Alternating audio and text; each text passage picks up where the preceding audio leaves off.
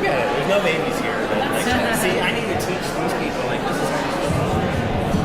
Sorry. All right. Campaign school on that. Good afternoon, everybody. I'm going to wait until I have everyone's undivided attention to get started today. I'm stepping in for Darwin Roy, who's the president of City Club. I'm the vice president of City Club, Vanessa Fry. I'm also director of Idaho Policy Institute in the School of Public Service at Boise State, and welcome to today's forum. I'm going to begin by acknowledging the ancestral, cultural, traditional, and unceded territory of the Shoshone, Bannock, and Northern Paiute people on whose land we are meeting today. City Club brings people together for nonpartisan community conversations about local, state, and national issues that matter, because things happen when people start talking and listening. Please join me in thanking our current members and donors and today's forum sponsor, Idaho IGC. Thank you.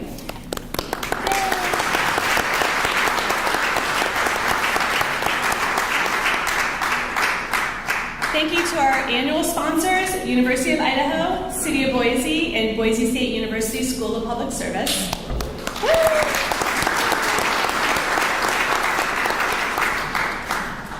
And then our 2024 Forum Series sponsors include AARP Idaho, Clifton Larson Allen, Idaho Education Association, Micron, Select Health, Small Mine Development, and St. Luke's Health Systems. Our hidden history sponsor is Cap Ed Credit Union, and City Club of Boise receives grant funding from the Idaho Communities Council. The Osher Lifelong Learning Institute at Boise State University is our community partner. Thanks also to our media partners, Boise State Public Radio and Idaho Public Television, as well as KTVB. So let's give them all a round of applause.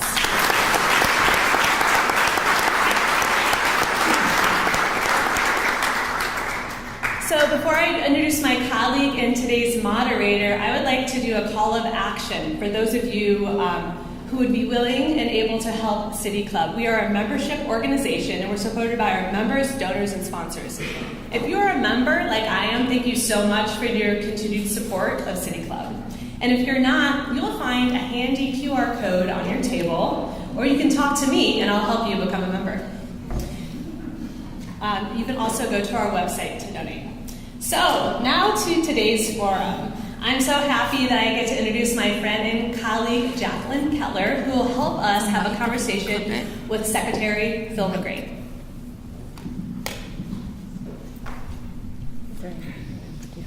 The WebEx just cut out, and so this is going. Yep. This is our backup for Boise State Radio. All right, we good now? All right. Hi, everyone. Welcome. We are so excited for today's forum. Today is National Voter Registration Day. What a day! What a great way to celebrate, to come together to talk about Idaho elections and voters. And I'm very excited to hear Secretary McGrane's presentation. Phil McGrane is a fourth-generation Idahoan who loves this state. His happy, honest approach to public service earned him the opportunity to serve as Idaho's 28th Secretary of State. Phil has definitively earned the title of elections junkie, which I love.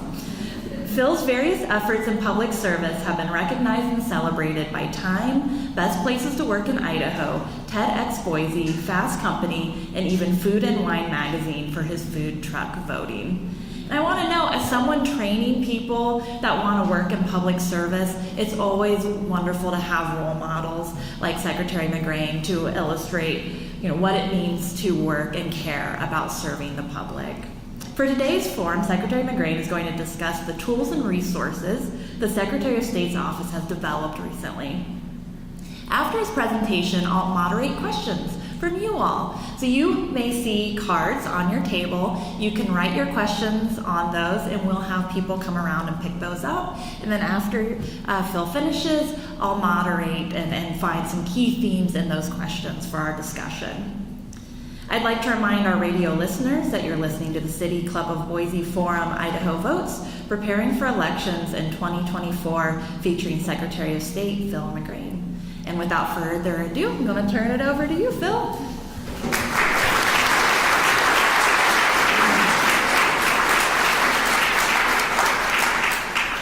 Thank you, everybody. It really is an honor and a privilege to be here today. I've thought for many years about coming to City Club. I've never been on this side of it for quite some time. I was a member of City Club, attending many of the different forums, and so it's kind of cool to be up here and to see so many friendly faces in the room. I think that's one of the big things. And real quick, I just want to recognize, there are a lot of people I could recognize in the room, but a couple of key people I want to recognize. First and foremost is my colleague, Brandon Wolf, our state controller. Thank you, Brandon.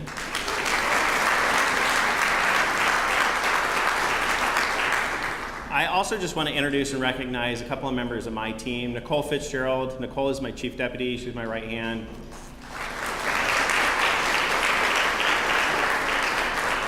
And Rob McQuaid. No, he's not your assessor. He works in my office, assistant chief deputy, and Rob also helps keep me on the straight and narrow. Now, I'll start by just saying, I have way more stuff that I can share than we have time for. I think that's everybody who's prepped me for this is tried to rein me in a little bit. So be forewarned. I'm looking forward to your questions. I'm excited. There are a lot of things going on today. Today is just I always call it, today is one of my performative days. Those who are in politics can kind of understand. I started on the radio this morning. We had a land board meeting. I'm here with you. Right after this, I'm going to go out to Gowan Field. Governor Little and I will be out there. We have a voter registration drive going on, and we'll be signing a proclamation to salute our military members and veterans in voting. We've got a big initiative trying to partner with Veterans Associations, specifically a group called Vet the Vote, that tries to get veterans, and I know there's many service members here in the room, to participate in our elections by serving as poll workers. As I like to highlight, these are people who've served our country before, and this is just one more opportunity to serve our community. And then to really highlight, as already mentioned, I think Vanessa had a call to action about City Club. I think one of the biggest call to actions today is to register to vote. And now I know that if you're a member of City Club or you're here, there's a high probability that you're registered to vote. I think this is above average group in terms of political engagement. That said, I'm still confident, having done this work for many, many years, that some of you need to update your voter registrations. Whether you've moved or something else has changed, right now is the time to do it prior to November. It will save you a lot of hassle. It will save us a lot of hassle. So, in addition to encouraging your friends, your families, your neighbors, everybody else to register to vote today, also take a second, visit voteidaho.gov. I'll talk about that a little bit more. You can go online easily, update your registration. That way you know for sure that you'll be able to vote in this November's election. One of the things that I just really want to highlight is, you may know, but there is an election coming up.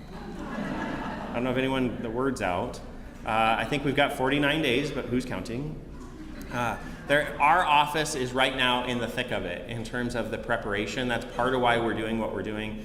One of the reasons we're highlighting this as our salute to military and veteran voters is because Friday will be when absentee ballots begin to go out. So any of you in the room, because I'm sure there's a few of you who've requested your absentee ballot and wondered where it is, it doesn't go out until Friday, but Friday will be when the very first ones go out. And the reason that they go out at the time they do is for our military members. Congress back in the 90s passed the Uniform Voters and Overseas Voting Act, as well as there was the MOVE Act later, saying that we need to make sure we can get ballots. You name the country, the region, we need to get ballots. If somebody is willing to defend our country overseas, they should have the right to determine who's going to send them there. And so this is an important part of the process. And so we're really honored to be able to recognize people and help in this way. One of the things I'm going to focus on as I talk a little bit, and then I'll get into questions, is just some of the work that we've been doing in the Secretary of State's office. I can really say I have an amazing team. I introduced Nicole and Rob, but we have a collection of people behind the scenes that really are working hard to make sure this election goes smoothly, to make sure that all Idahoans can participate in the election, that all Idahoans can have confidence in the election. That's a big part of our role these days. And really working with our peers all across the state. So all of the 44 county clerks, I've already been on the phone with a couple of county clerks today, just working on a few things, as well as working as our peers nationally. We're very fortunate. Tomorrow we are hosting a press conference. Director Jen Easterly of the Cybersecurity and Infrastructure Security Agency, something none of you other than really IT nerds worry about, is coming to visit with me in preparation for the election to make sure that we're not just prepared locally for the challenges we face, but also internationally for some of the threats we face in our space. Elections is a high target for all sorts of challenges. It gets a lot of focus. I think everyone can recognize this election has national significance. And while Idaho may not be the state that is in the news for national significance on Election Day, we're still a part of the entire system that plays into this. And I also want to note, I'm guessing I'm going to get some questions later, but we also have some important issues locally on the ballot. One of the groups I didn't introduce, but it looks like we've got at least half, if not more, of the District 15 candidates here in the room. It's a bipartisan effort, so thank you all. One of the things, District 15, so for those who aren't familiar, that's up on the bench. Kind of you're like, if you picture like Ustick Road in Boise and just kind of draw a circle around there, these guys might dispute that. But it's roughly that region. It is the most competitive district in the state, has been for some time now. This is where general elections have a huge impact, and I know the candidates are all working very hard in these races at this time. We've just got a lot going on. So it's exciting to be here and to talk about elections. Now, one of the things that we've done that I want to highlight is what you see up in front of us. I'm going to hit refresh here, just get it up, is back in February, we launched a brand new voteidaho.gov website. This really has been one of my key visions coming in and serving as Secretary of State, was to provide more information to the public and to voters. And this is a part of that effort. The state has had Vote Idaho before, so a few of you are like, what do you mean, this isn't new? But I think those of you who use it can say, oh yeah, it's different. Like there is a different look, a different feel. It's not just that piece of it, but it used to be in the past, if you wanted election results, you had to go to one place. If you wanted to register to vote, you had to go to a different place. If you were a candidate and you were running for office, you had to go someplace else. If you wanted to find out campaign finance information, you had to go to a different spot. What we've done, and part of my vision, was just to bring this all together. I really want Vote Idaho to be the one-stop shop for Idahoans when it comes to voting. So regardless of what your question is, regardless of what your role is, whether you just moved here to the state and you're brand new and you want to learn how you get registered and get engaged, visit voteidaho.gov. If you're a candidate and you're running for office and you want to file to run for office, or you want to get some of the tools we provide candidates about information, visit voteidaho.gov. Or Vanessa Fry was up here. If you're really nerdy, oh wait, where's Matthew May? That's better. If you're Matthew May and you're as nerdy gets when it comes to elections, you should wear that with pride, Matthew. You can go and see Gabe's visualizations. He used to be a colleague of theirs and who now works on my team, to see all the cool data stuff that we're doing in the office. So we're doing a lot of fun things. This kind of serves as the hub for all of that. And that's some of what I want to share today before we get into some of the questions. So like I said, we've got a lot going on. It is National Voter Registration Day, so it's easy enough. If you go up here, you can go to register to vote. We're very fortunate in Idaho. You can go online, update your registration. And I will say, you know, for those of you, I don't think this room is probably my greatest skeptics that I run into, but I could be wrong. We have a lot of cool tools. When you go through that process, we are actually validating your information against the Idaho Department of Transportation in real time. So it's part of, we're doing all sorts of security checks all the time, continually managing our elections process to make sure that everybody's legitimate, the process is secure. I think that's one of the important things to highlight. If we scroll here, I'll note, there I am. I was wrong, it's not 49 days. We've got less than 49 days to go. For those candidates who are running for office, I was talking to Dory Healy. I think she wants this clock to pick up the pace a little bit. We're in the election season. And I'll just highlight too, back right before the primary, we broke 1 million voters again. That number will continue to rise. I expect to see a big spike in voter registrations coming in today with National Voter Registration Day. Now the trivia piece is, today will be a test to see how many of you can go get new people to register to vote.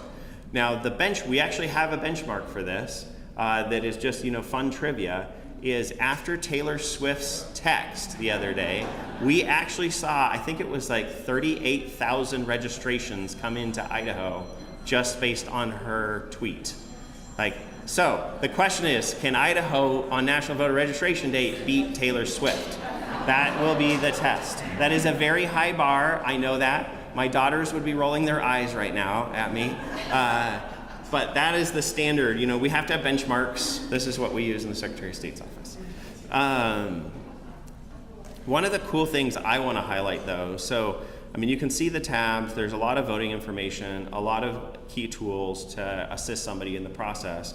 But beyond that, I am an elections junkie or an elections nerd, whatever label you want to place, I will accept it. I have a passion for this stuff. For those of you who aren't familiar with me, I've been doing this for a little while. Right out of college, I landed in a job at Ada County Elections training poll workers. I think there might even be one or two of you in here who remember me with air providing poll worker training. It's been a little while.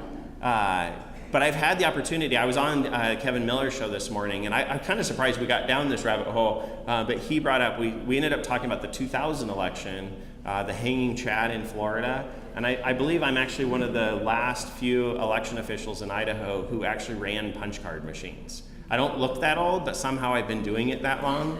And so I've been a part of this process. I've worked my way up through the ranks, as you can see, and it really puts me in a unique position in this role. Now that I've engaged with my peers, I meet with the other secretaries of state a couple of times a year, and I'm engaged in a couple of efforts on that front. It's surprising. Most of them come from the legislature. Most of them are policy people.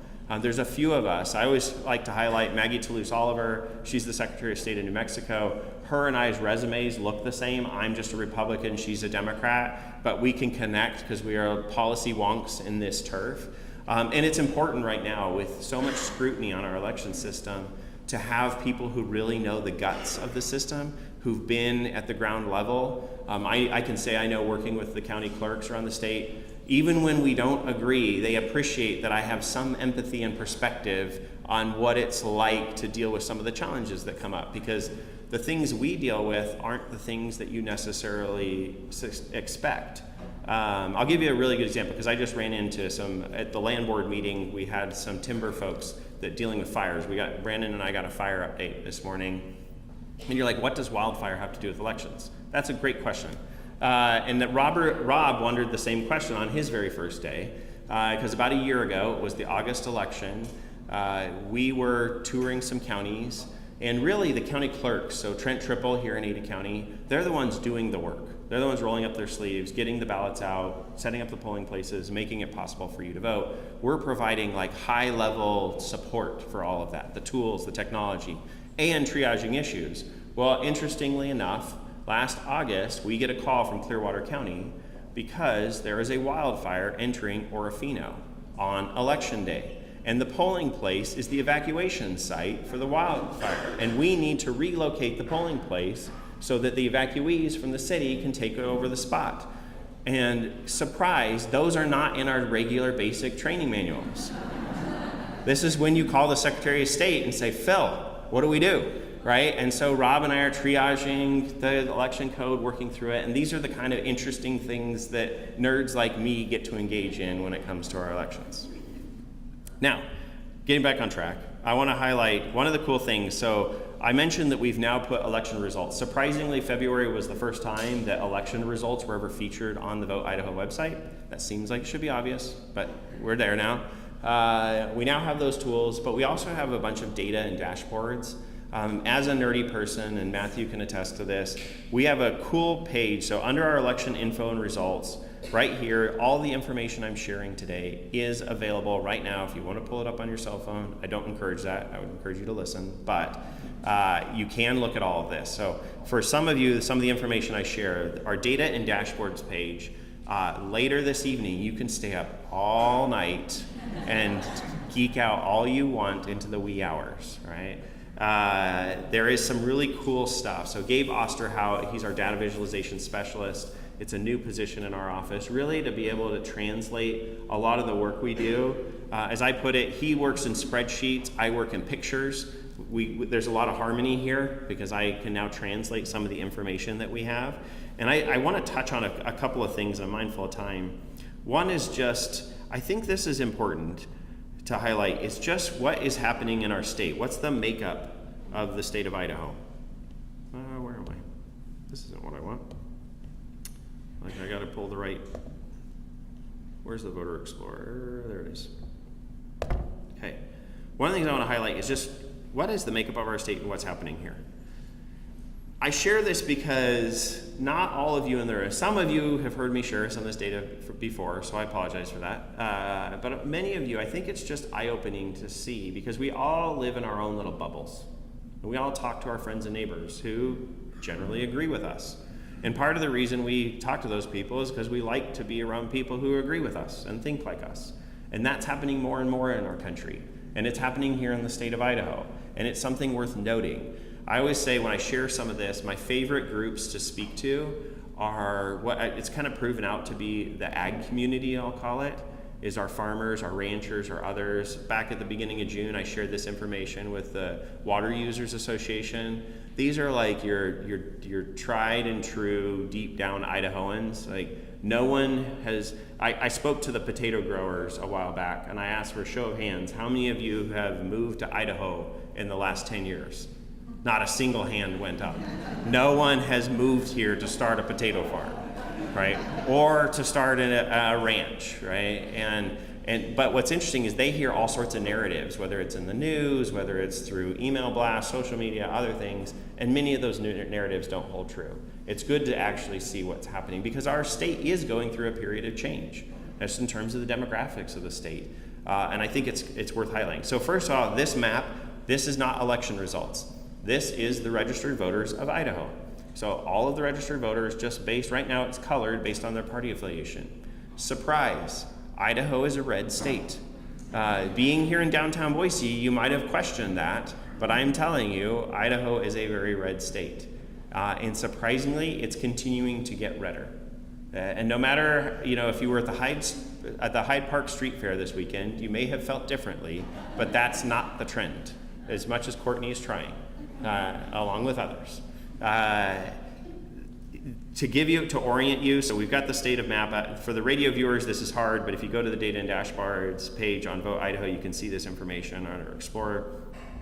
Blaine County is this very soft purpley county in the middle, so those who aren't familiar with the state, that's your Ketchum, Sun Valley area, hence why it is. But even it's more balanced than you might expect. A couple quick things I just want to highlight is 59% of the registered voters in Idaho are registered as Republicans. That's noteworthy, and I'll speak to that a little bit more.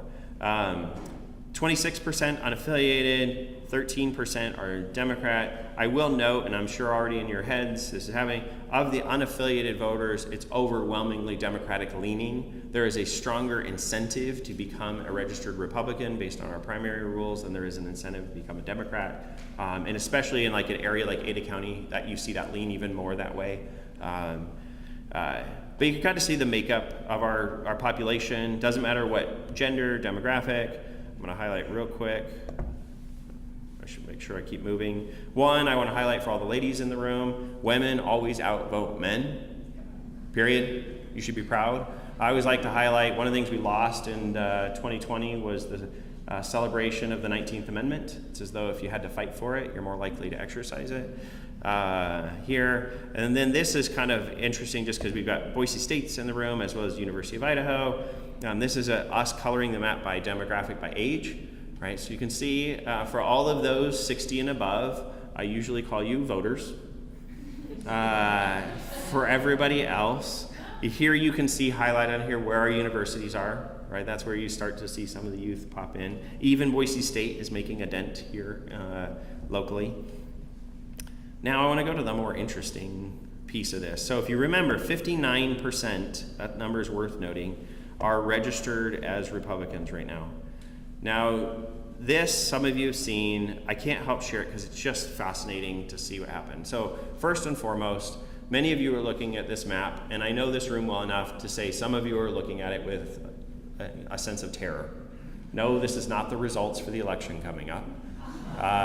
For some of you, maybe this is exactly what you want the election to look like when it comes up. This is not election results at all. Typically, when we see a colored map related to elections, it's about results. Instead, what this is, a United States map, color-coded based on the party affiliation of the people moving to Idaho. So one of the pieces of information we collect when someone registers to vote is your last known address. We have a very practical reason for that.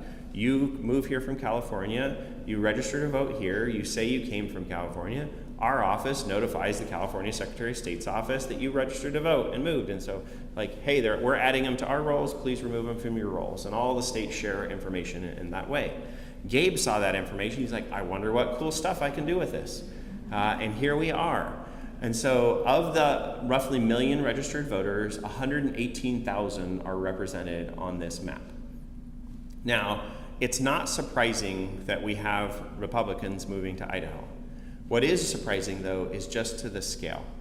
So when you look at this map, of the 49 other states, 48 of them have a majority of Republicans moving to Idaho. Our one exception is right here, which is our friends in Vermont, and that's because there's literally one more Democrat than Republican that moved to Idaho. So just kind of orient you here, when you look at this on the screen, the percentages are what they seem, the colors are what they seem, the numbers right below the party listing, that's the raw number. So I'm guessing not many of you have run into people from Vermont that moved here recently. All right, so that's New England state's not a big source of people coming to Idaho. But when you look at the rest of the country, what's surprising, and I'll go right to where everybody wants to know, let's head to the west. Right? So now all of a sudden we're dealing with real numbers in terms of the people. Surprisingly, Spokane, Washington is the #1 city where people are moving to from Idaho. Border cities have more influence generally than others. But now you see real numbers. Now remember, 59% are registered Republicans. One of the surprising things is I've been sharing a lot of this data for about 6 months or so, and over the time I've been sharing it, that number has actually shifted. It started at 58%, it has shifted to 59% of the total, just based on this trend that we are seeing. And so you can see 62%. Washington is not exactly known as a Republican bastion. So the people moving here, it's different. We often refer to these in our line of work, and I think all the politicos in the room can say this, as political refugees. They're people who are relocating based on what's changed where they are, and they feel like they want to find, again, I mentioned, we find people that think like us and act like us, so we're looking for those people. In the development community, I don't see any of the developers here, but we call them equity refugees, right? Because they sell their home there and buy 3 homes here. Rising all of our home prices, property taxes, and everything else here. It's common. I think City Club has had lots of conversations on that. Here, just to highlight, we go to Oregon. Oregon definitely not known. Recently I met the state, I can't remember what her role was, the state land director, whatever, for the state of Oregon. We make a lot of money on timber sales as a land board. Oregon is having its first timber sale in a decade, just because of their policy positions are so different than ours. I always like to highlight Oregon because some of you have probably read in the news, instead of packing up and selling their home, they're just trying to move the border and get to Idaho. I don't think it's gonna work, but that's their new effort. And then the elephant in the room that everybody's thinking, yes. Yeah. So one, it's true, it's a fact. The majority of people moving here are from California. You didn't make that up. Like, it is overwhelmingly Californians moving to Idaho, by far the biggest block that we see. You can look at the makeup. What I think is really interesting for all of us, and to kind of wrap things up here soon, is just what that means for us as a state. When I go to Peekaboo, Idaho, and I talk to a rancher, that is wildly different than going to Eagle, Idaho, and talking to somebody who just relocated. Like, they may have a cow, and it may have a name, but it is not the same as the guy over in Peekaboo, right? There's a very different demographic, and we're seeing that battle play out in the State House. I think you guys have lots of different groups on different policy positions, but we are seeing this mix of people. I encourage you to have like some recognition, some empathy, and maybe 1 or 2 of you in the room fit this bill of the person who grew up in Orange County, California, the former home of then Republican Governor Ronald Reagan, right, worth noting, used to have oranges outside the grocery store. It has changed, the demographic, that community has changed, and there's people who are like, I can't take this change anymore, and they're looking to find places where they can identify with. And I think if I were in Colorado giving the same presentation, it would be the very same map, it would just be blue instead of red, right? Because we're doing this self-sorting. We're even seeing that self-sorting happen here, both within the state as well as within the Treasure Valley. The people who choose to buy a home in the North End or the East End are different than the people who choose to go out to Eagle or to Star or to Middleton. And so, I mean, it's interesting. I'll finish with one note. Like, shortly after we launched this, it was fascinating. It was validating. That might be the best word. The Los Angeles Times, hopefully some of you saw this, did a feature story on the Eagle, Idaho mayor's race. Like, why on earth would the LA Times care about Eagle, Idaho? And it's because they had done their own data analysis. And one of the things they looked at was they were looking at their pension program, the CalPERS. It's like Percy for Idaho's pension. And they were looking at where does the money for retirees go? Now, most of the money goes back into California. People retire where they, worked. But then they looked everywhere outside of the state of California. And the number one recipient of California public money in the United States is the 83616 zip code, Eagle, Idaho. And heck, if there's anybody better in the room to tout this, the fact on itself, Matthew's mother is the only member of the Eagle City Council who is not formerly from California.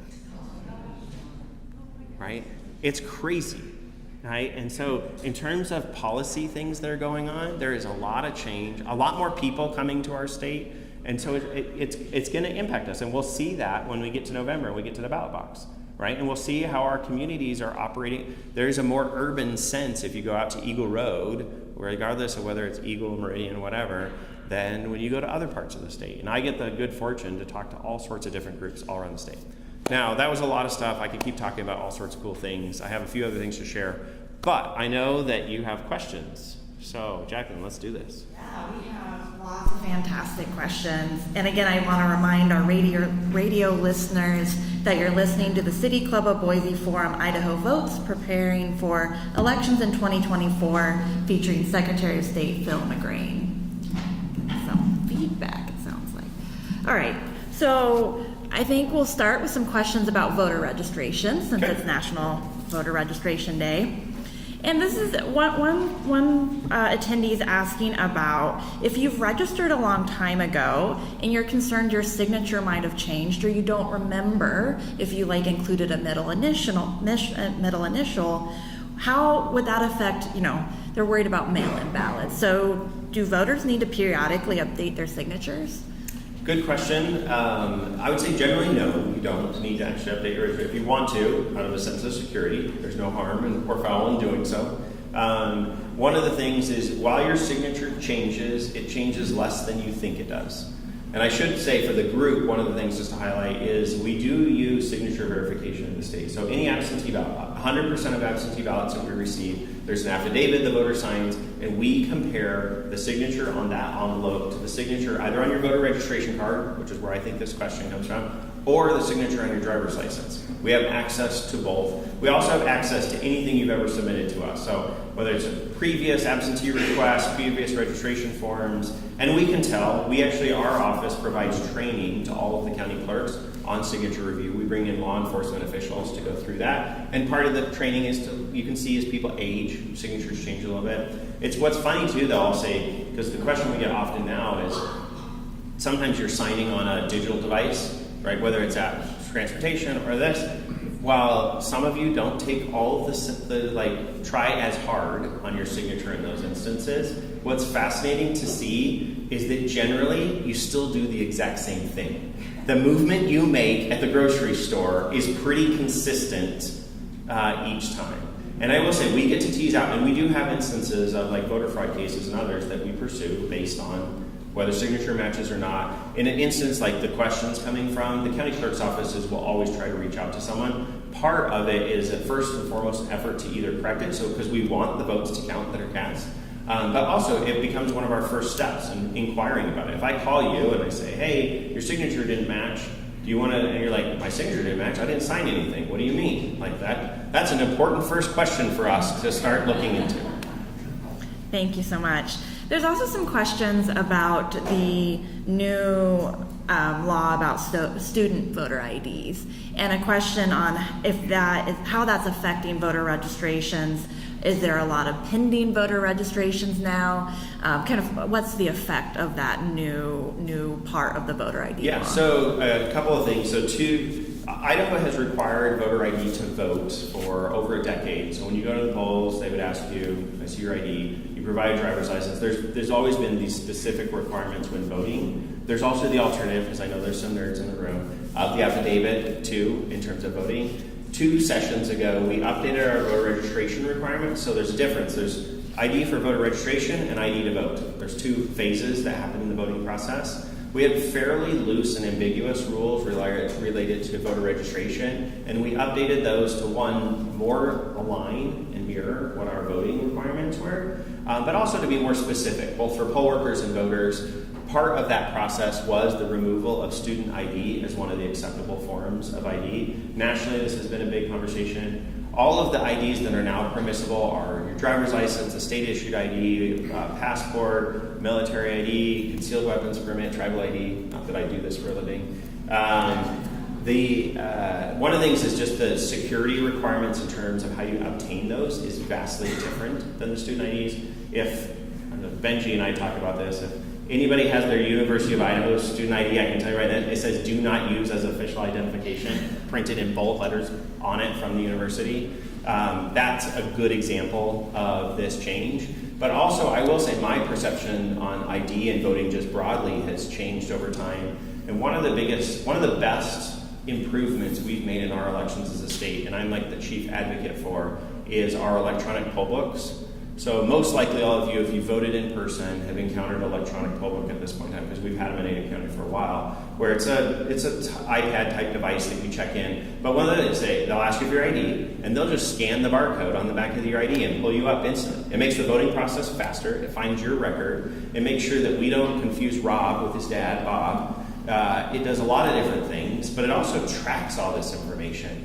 And while it shouldn't be, I bet if I asked everyone in the room right now, can I see your ID? Overwhelmingly, you would pull out your driver's license. Now, I knew that would most likely be the most common. I did not know to the scale it would be the most common. Based on the data, because we collect all this when people vote, 98.8% of voters use a driver's license. We have a bunch of other IDs you can use. Passport is the next highest at 0.5%. And student IDs is really, really low. And so part of it, one of the things we did at the same time we made that change is there is now, and I think this is important for this audience, like Lupe, AARP's in the room, we highlight this because actually her members are probably some of the best people to take advantage of it, is we now have a free ID that's available. So anybody who needs a free ID, you can go get one. It doesn't give you the privilege to drive, but otherwise it's identical to a driver's license. It can be used for TSA, for doing whatever, opening a bank account, anything else. It's a free ID available from the state based on the changes. Great, thank you. We know that our elections in the United States are decentralized, but do you want to talk a little bit about how the Secretary of State's office, like what your involvement is in elections compared to like the local level? So a little bit of, on election day, what's the Secretary of State's office involved in? Yeah, that's a great, thoughtful question. It is decentralized. One of our greatest strengths in our election infrastructure, I mentioned Director Easterly's coming, is our decentralized system. Every state gets to set their rules and do it. Even within states, you have differences in decision making. It's one of our greatest strengths. It's also often one of our greatest weaknesses, because there's this, and I will say, I sit right at the center of this tension between supporting the counties and having some autonomy, and then me wanting to have some standardization, and then nationally, we all kind of why don't we do things more like each other? Because if you compare Oregon and how they vote to Idaho and how we vote, it is pretty different. It's just a different policy realm in terms of how voting works. I kind of sit in the center. So the Secretary of State's office, our system really used to kind of be diffused. When you think of your polling place and precinct, it really dates way back to some of the founding of our country in terms of how things used to work. So I always trivia question, this will be a test to see anybody watched any of our TV ads during the primary. Anybody know why we vote on Tuesday? Anybody ever wonder why we vote on Tuesday? All right. It does literally take an act of Congress to change this. In 1845, Congress set Tuesday as our national day to vote. And that was because Sunday is the Sabbath, it was allow Monday to travel to your county seat to vote on Tuesday. Now, how many of you are taking your horse on Monday to get to your poll on Tuesday? Like, it's a different scheme, but we still operate in the same atmosphere and work on some of the same logistics from the past are how we operate today. And it's just a fascinating thing to get to see how this all works. And we have this tension. In Idaho, we have 6 counties that count every vote by hand. They're small enough. We have 2 counties that have less than 350 registered voters in the entire county. I will highlight, I'm running with your question and you could, so one of the things I'm going to highlight tomorrow when I'm with Director Easterly is I sit on the executive committee for the EII-SAC. I'm the Republican secretary. This is getting super nerdy, but it's cybersecurity for elections, like trying to make sure our national infrastructure is safe from Iran, China, all the usual suspects. One of the reasons I've got it is we've worked as a state to try and get connectivity to some of our rural communities. When you bring an internet connection to a rural community, you also bring Iran with it. That's not your intent, but the threats come with the benefits. And so we have to protect those things. And I've been really focused on highlighting nationally is Custer County, Idaho. So Custer County is 4,900 square miles in terms of its geographic size. It's roughly 4.5 times the size of Rhode Island. There are 4,200 people. So that means each person has a square mile. A lot of those square miles are on fire right now. It's not only that, but it's super rugged. If you've ever been out, this is the Sawtooth, right? Some of the most beautiful parts of our country, but also some of the most difficult. Like if you've ever tried to make a cell call in Custer County, it's not easy. And yet we need to provide the resources to protect their cybersecurity infrastructure because Ada County, or the Secretary of State's office, is vulnerable based on the infrastructure in Custer County. The nearest IT support for Chalice is almost 3.5 hours away in either Twin Falls or Boise. And so this is one of the challenges that we have to face as we try to build up our system. It used to just work like you did your thing, we did our thing. Now we're all networked together. That provides a ton of benefits in terms of managing our information, protecting our systems, but it also presents new threats that we have to protect from. That's great, and moves really well into a bunch of questions about election security, several of which are asking about poll workers and protecting poll workers or how to keep, voting locations free from violence. But also, someone asked if they can be arrested for being a poll worker. So kind of thinking about safety and security of poll workers. Sure. First and foremost, right now, we need poll workers. So if any of you are interested, visit voteidaho.gov. You can go to our website and sign up to be a poll worker, all part of our one-stop shop. So I'll just put in my plug. We need more poll workers. I think it surprises people. I mentioned Vet to Vote. Some of the efforts we're doing this week with veterans is to recruit poll workers. For this election, it will take over 5,000 Idahoans to be willing to serve at the polls in order for the rest of us to be able to vote. I always appreciate this part because this is where I got my start, was training poll workers. Okay? So I have a personal passion for this space. One of the things I always like to highlight, I sit up here and talk about elections, I get to deal with some of the challenges that come up, but the people who are really the backbone and infrastructure, the people actually executing our election laws, are the poll workers at the polls. They're the ones issuing the ballots, they're the ones checking IDs, they're the ones making the whole system come together and work. So just quick show of hands, how many of you have served as poll workers in the past? All right, thank you. Yeah. And we need more. I talked to Trent Triple. We're here in Ada County. Trent needs more poll workers. So if you're interested, there's opportunities available. Now, I will say one of the things, this has actually been an interesting topic with my colleagues, when I say that, the other secretaries of state. In terms of security, first and foremost, in Idaho, we have not had issues with security at the polls. We haven't had threats on poll workers. We haven't faced anything. Now, that doesn't mean we haven't had, because I heard somebody kind of prep me for this, but it doesn't mean we don't have cross sections of people who come to vote, right, and different things, but we really don't. And I actually, from some friends here who are in the room, they asked me, like, have I gotten threats? Some of my peers have faced abhorrent things. But no, generally speaking, like, we've had some small things, but it's not like that. One of the things I actually fear about this election, and we've talked about it as secretaries, is there is a national narrative that is promoted by the national media about threats to poll workers, and there are places that this is real. You know, for like Maricopa County, Arizona, Fulton County, Georgia, there are places that this is a real consideration. It isn't in Idaho. And one of the things we're actually seeing is this national narrative is deterring people from serving. It's actually hurting. The two biggest challenges that we've seen as secretaries when we talk about it is finding enough poll workers to be willing to serve and finding polling locations. Those two, so Kentucky Secretary of State Michael Adams, he's my mentor secretary, he's running into a lot of challenges like in Louisville, because what's happening is we see many of our common polling locations that we've had in the past, whether it's school buildings, whether it's churches, community centers, more and more people are like, politics is scary. I don't want to have any part of that. And we're like, wait, we're apolitical. We're just trying to help people vote. This used to be really considered an important civic responsibility and a way to support the community, but more and more the polarization in the country is bleeding into things that aren't meant to be polarized. And so I worry, and anytime I'm asked by the media, is to say, like, this just isn't Idaho. That's part of what makes it a blessing to live in Idaho, is that we live in safe streets and safe communities. My favorite thing, and this is a testament to the city of Boise, we've had some national people come in. We had an elections training back in July where all sorts of election officials from the country came to the Boise Center and did trainings. And like the people were remarking, like they're wandering around downtown and they're just like, they couldn't believe it.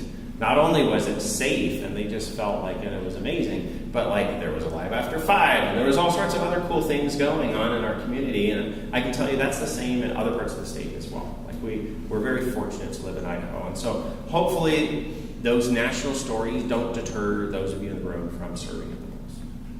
Thank you. And you've been touching on pieces of other questions as well. We've gotten several questions about voter fraud.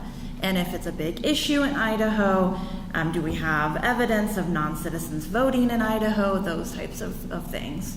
Sure.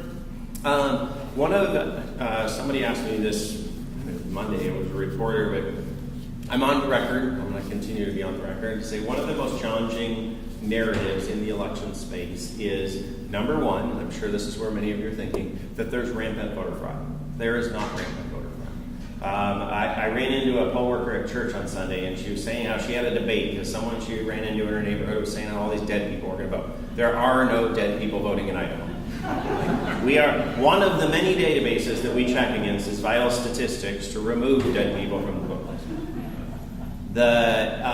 But the other part is when you get to some of the advocacy groups and you hear or national media is to say there is no voter fraud. That is also not true. And I think that's important to hold. There are instances of voter fraud. People do things, but it's not on the scale that it's always painted out to be. And we have a lot of safeguards in place to protect it. Number one, I got a question from one of our contractors recently about how we set something. I was like, our number one goal is just to stop it, to prevent it. Rather than try to catch the bad guy, just stop the bad guy from getting in, right? And we have locks in place and we have monitors in place. I always like to share, like when you think of security, think of a security camera. A security camera doesn't actually stop anything. It just detects and makes you aware of something may have happened. We have similar tools in the space that we're monitoring this. But we do have instances that we do pursue. I mentioned signature verification because it's one of my favorite stories to share. Is in the 2020 election, we had a very, very close race here locally. It was the ACHD. So ACHD is back on the ballot. I think we have some rematch of the same race. Heaven help me. I say that because in that race, 2020 gets a lot of attention for the presidential election. In that race, it was 2 votes apart out of 40,000 ballots cast. That's less than 0.005% difference. And in our line of work, we are expected to have perfection, right? And so we went through the process, did the recounts, all that. I'm happy to say the results it worked the way it should. But in there, what's interesting is we had rejected 3 absentee ballots. One of those was one of the voter fraud cases we pursued. And it was because the signatures didn't match, going back to the earlier story, right? The one was a beautiful flowing signature on the ballot. The other one was a hot squiggly mess.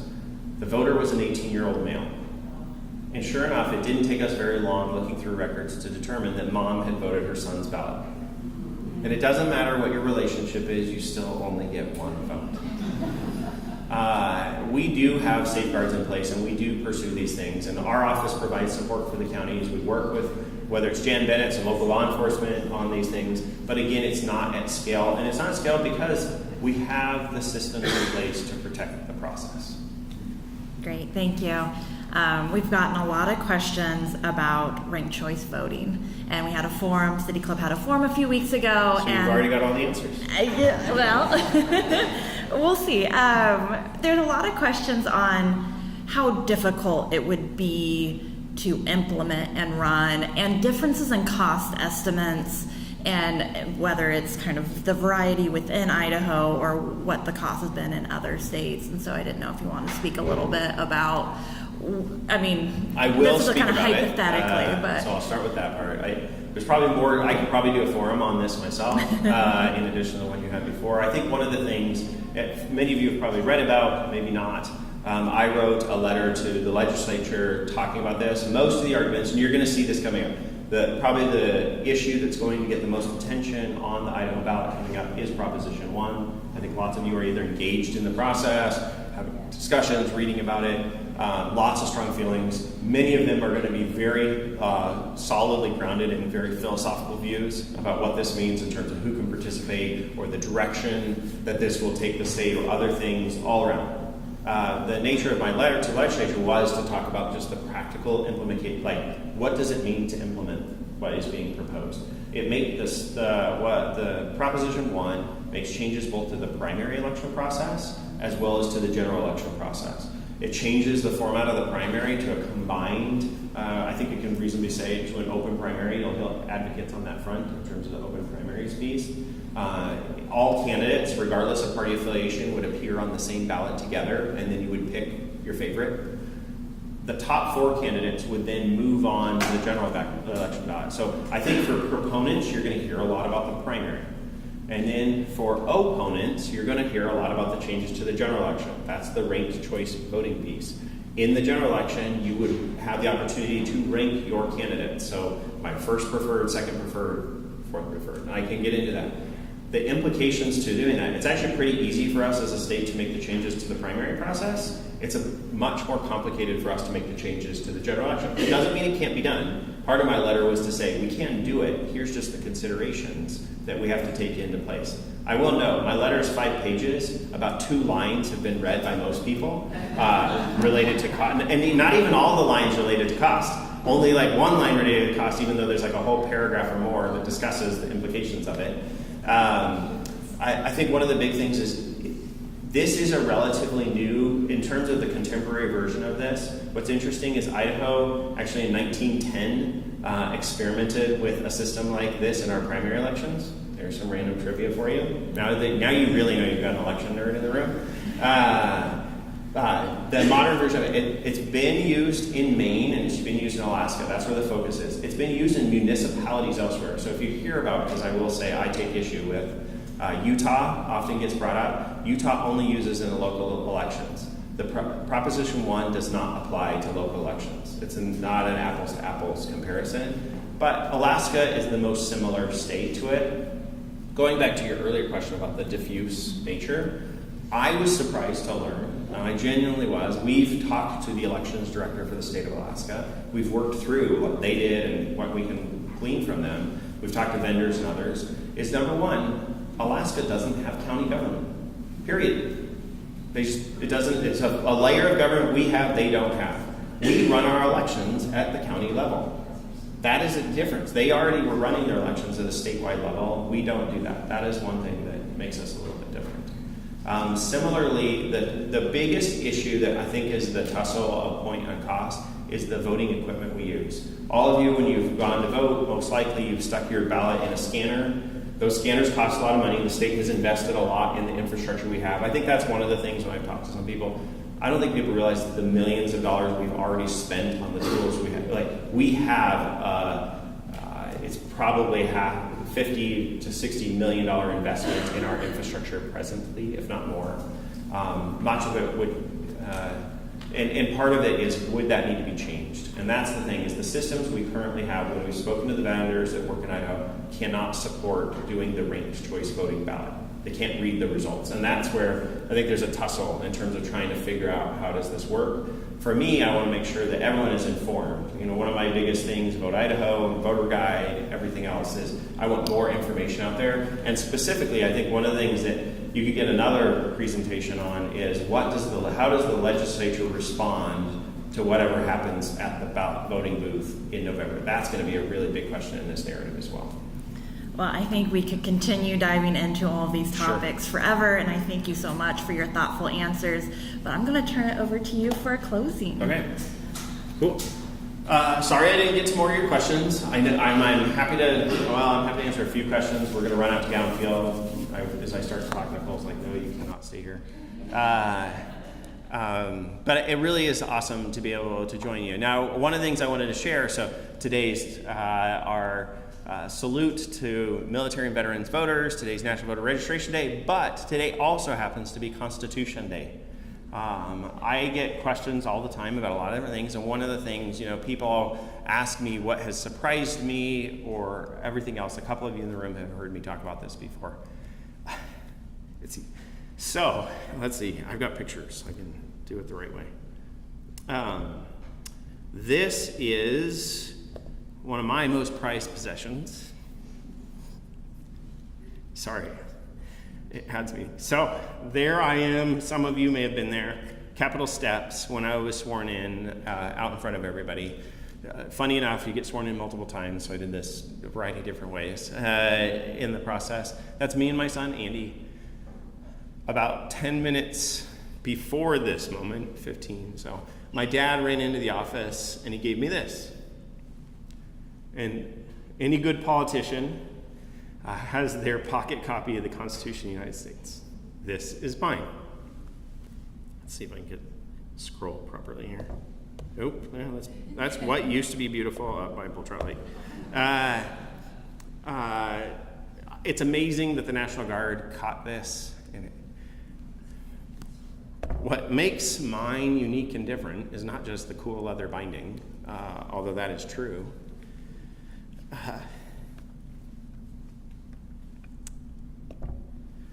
Mine was handwritten by my father. And I can tell you that there is something profound sitting with a document like this. I truly believe that this is divinely inspired, and it has gotten us through so much as a country. It's important, especially right now. I think with the news on Sunday of yet again an assassination attempt, our country has been through a lot before. America is an experiment, and it continues to be. But in order to be able to do this work, you have to believe in this country and believe in its people. And I believe, in the 1800s, we took arms up against each other. In the 70s, we didn't just see assassination attempts, we saw successful assassinations. I think our country has been through a lot. I know that this is a trying time for all of us, and someone who does this work can appreciate that more than just about anybody. But I really believe that we will be stronger and we will come through this together. So, highlighting National Constitution Day, I want to thank you all for having me, and just please encourage your friends and family to register to vote today. And don't forget to vote on November 5th. Thank you.